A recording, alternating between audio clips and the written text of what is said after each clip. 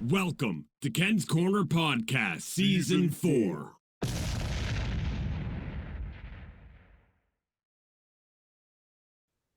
Hey everyone, it's Ken from Ken's Corner, and I'm back here with Joe Moyer with Sports Timeouts. Last week, Joe joined me on Leaf Fan Panel. We had tons of fun over there interacting with the fan panel boys, but we're back here on Sports Timeout. Joe, how are you today?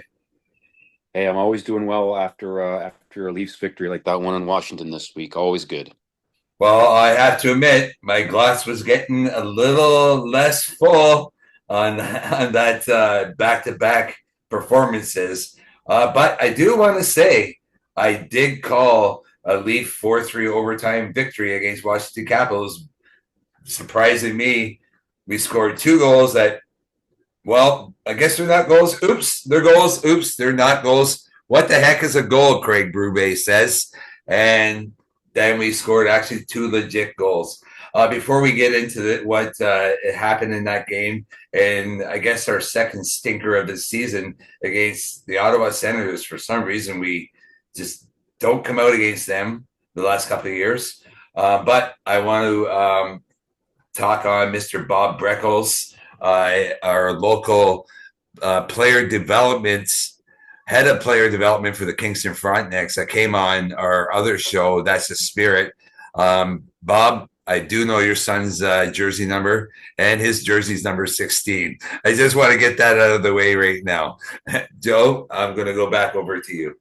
Yeah, you keep beating yourself up over it. I just said your paper was upside down. So number 16, Evan Breckles, leading scorer for the Stouffville Spirit. And very, very nice of Bob to come on and give us a few moments of his time. Busy guy, wow, traveling all over the North America, basically, to look at player development and drafting and things like that. So Stouffville's very lucky to have him, and it was great to have him on, and I look forward to having him back real soon. Yeah, he said that in a few weeks when he has a little more time that he'll be back on.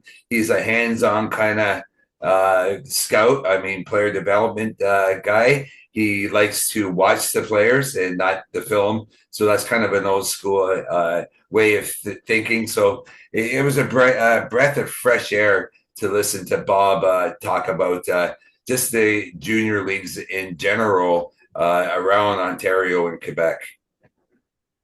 And it, keeps 2 knuckleheads like us who think we know everything about hockey and the Leafs. So it gives him some time to get his opinion out and shuts us up for 15 minutes or so. But anyway. Well, that's the truth. Yeah. I want to give a shout out to one of our loyal listeners, my buddy, former colleague for Toronto Paramedics, Andy Kemp, sent us a nice picture. He's a devoted follower, listens to us every chance he gets. So thanks, Andrew, and his lovely wife, Rosie. They're both enjoying retirement as well out there, but they like listening to us. That's amazing. Fools of ourselves, but do our best to spout off what we think needs to be done to our beloved Toronto Maple Leafs, because you and I know it all, right? Yeah, and Andy always interacts with myself because I do interact with comments on there. So please keep making comments on YouTube, on Facebook, on TikTok if you want. I will see it, and if I don't, my team does. They bring it to my attention, and I always try and interact and give you what I know about hockey.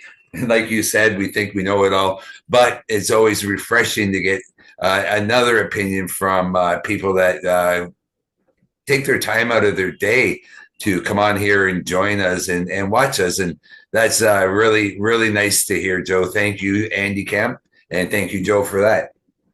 No worries. Well, we got a big game coming up against the 1,001 point man, Connor McDavid, who was the fourth quickest player to reach it. He had a goal and an assist. I don't know if you watched the game against Nashville the other night. Holy cow. The overtime pass he made to get the winner was incredible. But he's in Toronto for the lone visit this season, barring any playoff meetings. And I'll keep that glass half full attitude because you never know. But yeah, he is in town in Toronto, and the big question is, will Auston Matthews, who's kept very, very low profile with his injury, upper body, we guess, is he going to be back in the lineup this weekend after a 5-game absence? I don't know. I thought he'd be back in that game against Washington. I actually called it again 4-3 on that Leaf fan panel overtime win, but I was one wrong. I was wrong on who the captain. I said Captain Auston Matthews, and I was 1 year removed from our captain, now assistant captain John Tavares, who made a great move. I'm really surprised Logan Thompson didn't come out and play that puck, but to our benefit, he didn't. And John went across the crease and found that 5-hole that he put in, like he's done so many times in his 18-year career here in the NHL. Listen, we talked about John. I think he's come out this year with something to prove. He handled the removal of the C, or the transition of the C, we'll say, with first class grace.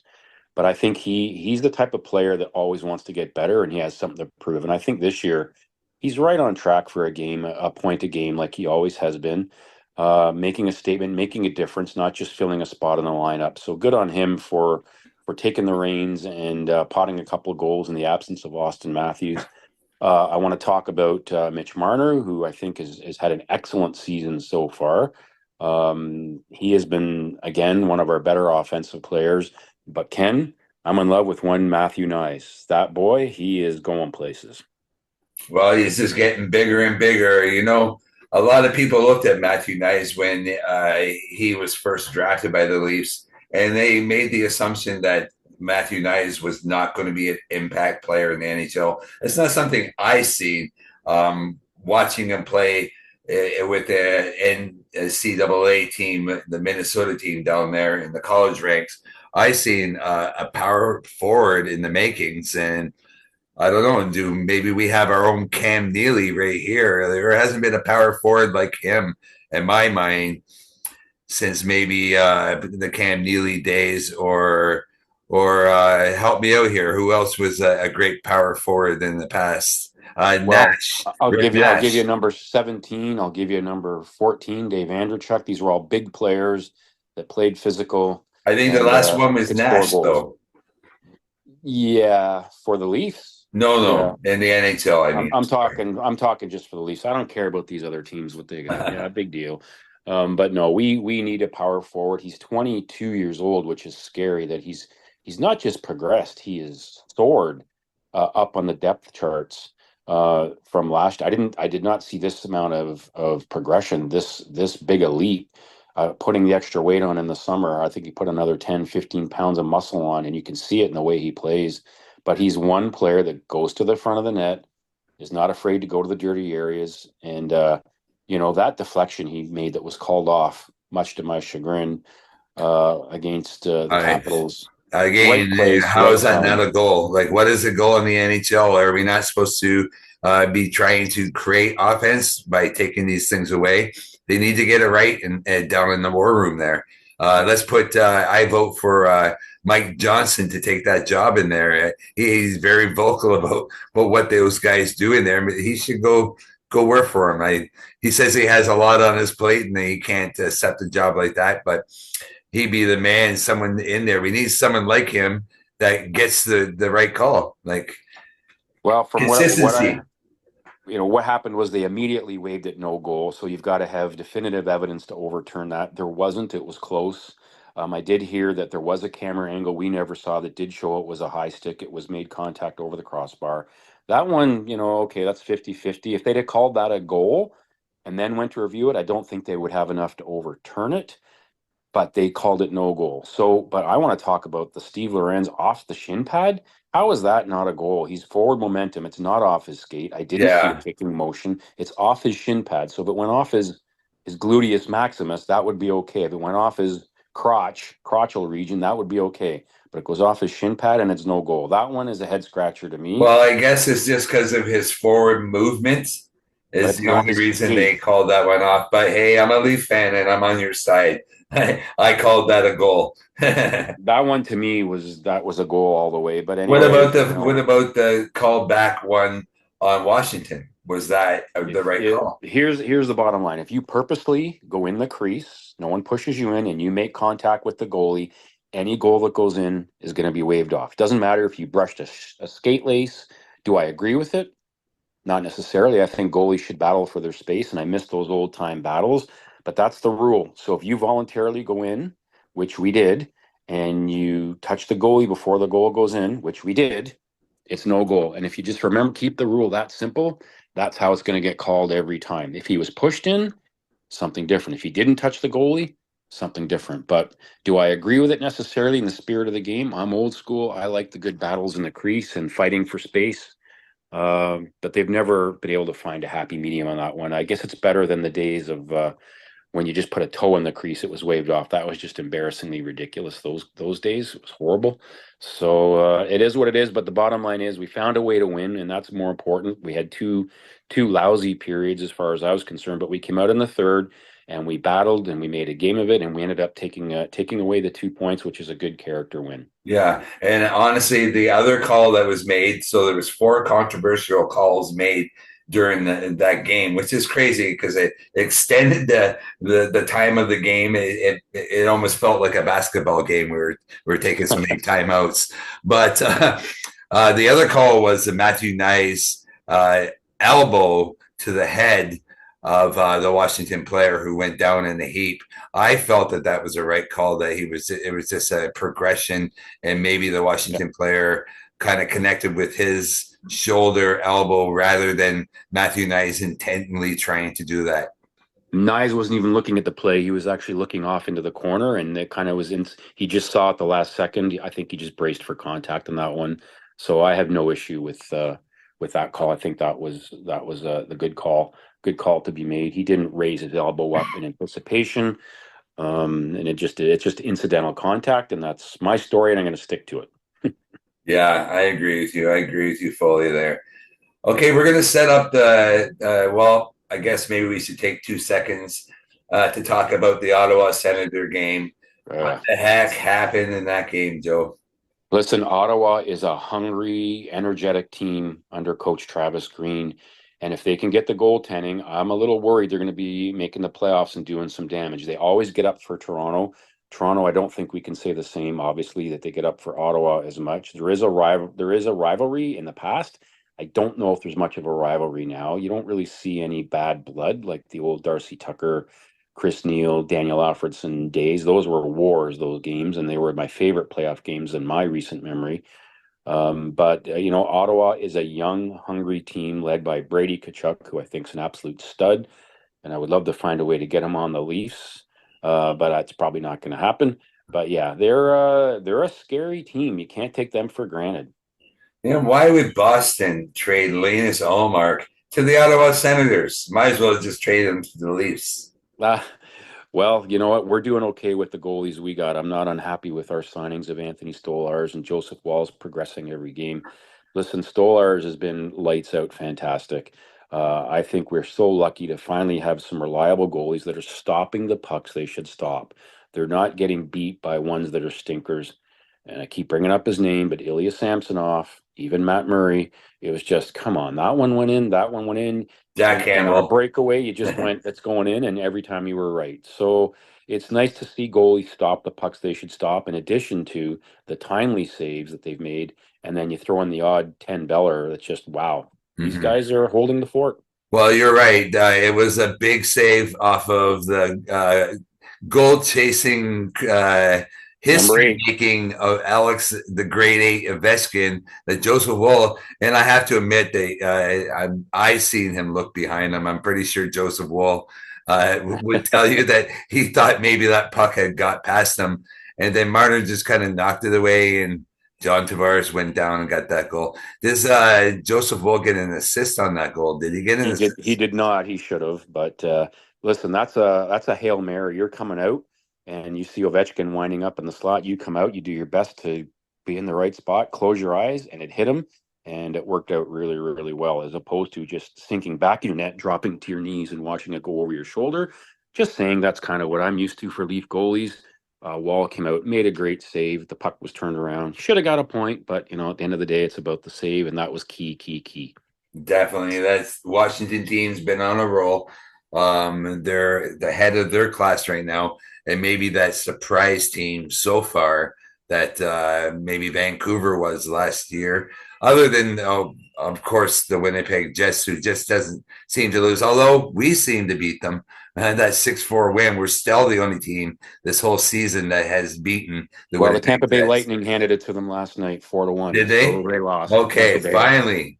And then New Jersey beat Florida Panthers 6-2. So that was an ugly one. New Jersey's also a team that in a back-to-back situation, they Sheldon Keefe, and he's got his team rolling, and they're a dark horse as well. So there's a lot of competitiveness in the league this year. Yeah, and well, of course, got the Oilers starting to win again. They're now 9-7 considering their start, so they're going to be on a roll too. So it's going to be interesting. Does Edmonton have the goaltending that they had last year? When I've seen them play lately, it's been Pickard in the net. What's going on with Stuart Skinner out in Edmonton? Well, it's Pickard again. It was Pickard again in the last game. So we'll see who plays against the Leafs this weekend. I would expect it's going to be Stuart Skinner, but Pickard used to be a Leaf, so maybe they'll give him the shot. I don't know. It's hard to say. I think some concerns for me with the Leafs. If we're going to talk positive, let's talk negatives. Nick Robertson. I don't know. I mean, when you're bringing up Alex Steeves from the Marlies and playing him ahead of Robertson, that's a big message. That's yes. Listen, we're trying to get goaltending from our goal scoring from our bottom six. We're just not getting it at all. The fourth line, Camp is 0. Ryan Reeves, Steve Lorentz has popped in 1 or 2. I think 1, and he's had the one way back. I think then you go down to Pontus Holmberg, Ofer. It's just, there's a dearth of goal scoring. If it's not the big four scoring, we're not scoring. And then we're going to talk about Max Domi. I'm going to just let you go off on Max Domi. Give me your opinion on what's going on with this guy. Well, I don't know. Maybe he's a little overwhelmed playing first line center. He needs to be slotted better back in that third position where he's not. We don't expect him to score goals because he's not. He hasn't scored a goal. But granted, last season he didn't score a goal in his first, I believe, 23 games. So there is a bit of hope that he can get back on track once Auston Matthews gets back into the lineup. But right now, it looks like John Tavares is actually leading that first line. John, again, he's got 9 goals and 9 assists. So he's a big surprise. And other than the first bit in the year where Domi got those 6 assists real early in those 10 games, I haven't seen much. He doesn't seem to be sure of himself right now. But again, he is a professional and he's been in this league for quite a few years now. Maybe Matt Sundin and Mary Lemieux could sit him down like it was a 13-year-old Max Domi out there and get him back on track. Listen, he's got no points, I think, in his last dozen games, despite playing first-line minutes. So that's a concern. I don't think he's a center. I like him better on the wing. So here's something I'm going to throw at you. When Mitch Marner was out towards the end of last season, we put Domi on with Auston Matthews, and they seem to click. And I'm wondering if Auston Matthews returns, do we maybe throw Domi up there for a little while, a couple of games, and see if we can get him going? Because without Domi scoring points, we're in big trouble.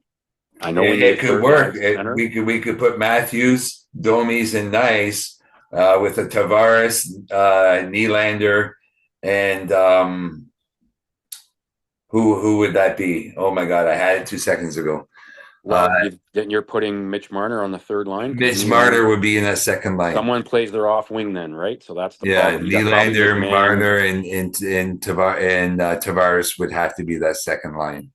So that's the problem with Domi. So that's going to be a call that Craig Berube is going to have to make. But I wonder if you maybe need to find some chemistry and then maybe move Tavares with Marner and maybe McMahon, and then you've got Nylander, and anyway, you've got to figure out some place for Nylander to go. You don't really want him on the third line, so it's quite the dilemma.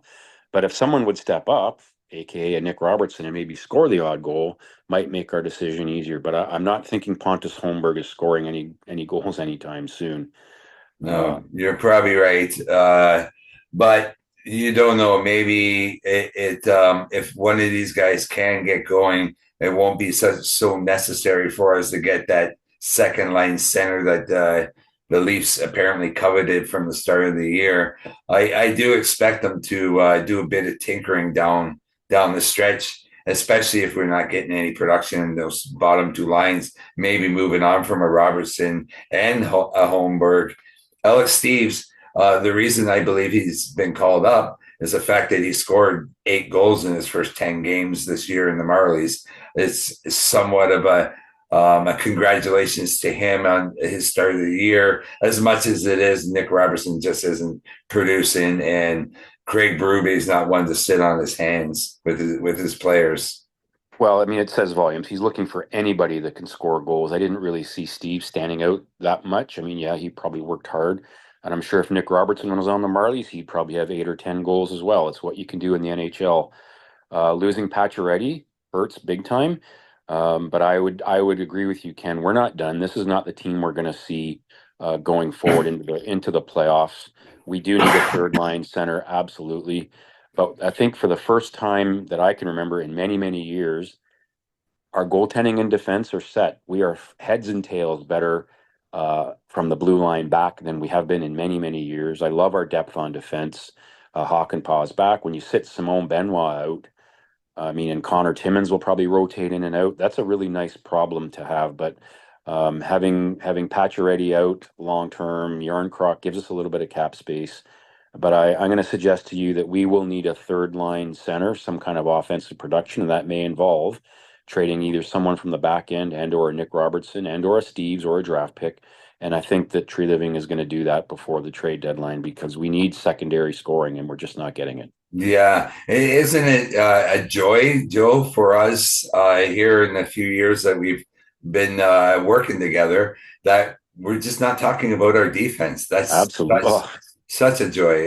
The guys, such a joy, and keep in mind we've got Fraser Minton and Ethan Cowan in the wings in the next couple of years coming up, and they're going to be our future as well. So it's not like we're the cupboard's bare. Easton Cowan, we'll see whether he makes the team next year or not, but he's still lighting it up with London, so good on him. But I don't think all is dark. But I do think that if we're going to make a serious playoff run, having Holmberg and all these guys, they just aren't scoring. It's not going to help us well. And then you always get an injury. We're not Mitch Marner, William Nylander, Auston Matthews, John Tavares. Even it's a long season, and we're going to lose them for some games here and there. No doubt, we always do. Someone's got to step up. Yeah, that's the truth. So let's see who that is. Hopefully, we can start in this Edmonton game. Do we have a game time prediction coming? Well, the last couple times Edmonton's come in, the Leafs have handed it to him, and Connor McDavid hasn't really stood out. A lot of pressure on him back in front of his hometown. Newmarket boy, I believe you said, Ken? He is. So he's going to have a lot of pressure, but Edmonton is starting to roll. Zach Hyman always seems to score against us, and I hated losing him, but he's not having a great start to his season. So we're going to see. I think this is a game the Leafs should win. They do rise to their opponent, and we'll see how it goes. I think it's going to be close. I don't think it's going to be blowout either way. If you want a prediction, I'll say again 4-3 in overtime. William Nylander gets the overtime goal. How's that? You know what? I don't disagree with you. I'm going to go with a 4-3, or to be a little different, but say 4-2, open net goal. Who's our starting goalie? Because both did the same in the last game, I believe. Stolar. That's our guy that's going to be playing this game. No, and is he our MVP in your eyes so far this year? Oh, that's a great question. I would say yes. So far early in the season, it certainly would be him. I gotta say, having Oliver Ekman-Larsson and Chris Tanev back there has been a godsend. We got some consistency back there. And I think, William Nylander started hot, a little bit cold. Mitch Marner has been very consistent, scoring points. He had that 8-game point streak snuffed out, but then played phenomenal in the last period against Washington. So I think that's another valuable piece. And Matthew Nyes, that's a big body that if we lose him, that's a big hole to fill. So a lot of candidates, but yeah, I'd agree that right now our goaltending, just based on what we were going through this time last year, the stress, and remember my blood pressure last year when we kept throwing Ilya in the net, and I was just so frustrated going, oh my God, So anyway, it was it's nice to have that. You know what? I know who our number one goalie is, no question about it. and I haven't really seen him have an off game, to be honest with you. Yeah, and you know what? You're not the only one. I feel it over on the Leaf fan panel as well, with Samsonov going in the net. The general, the general overall enthusiasm of that game and the hopes for the Leafs of winning that game definitely went down on the panel. But I don't see that this year. Everyone's pretty excited with our goaltending and our defense, and we're an offensive team, so we should remain in those top 3 spots in our division. Still really early, but I just want to say, go Leafs, go. Thank you, Mr. Breckles, for coming on. That's the spirit earlier that we did that recording. And thank you, Joe, for always being on here with your analysts of the Toronto Maple Leafs. Thanks, Ken, and let's get a big win tonight. Let's do this. Okay, guys, this is Ken from Ken's Corner. We're here with Joe Moyer on Sports Timeout, and we'll see you again next week.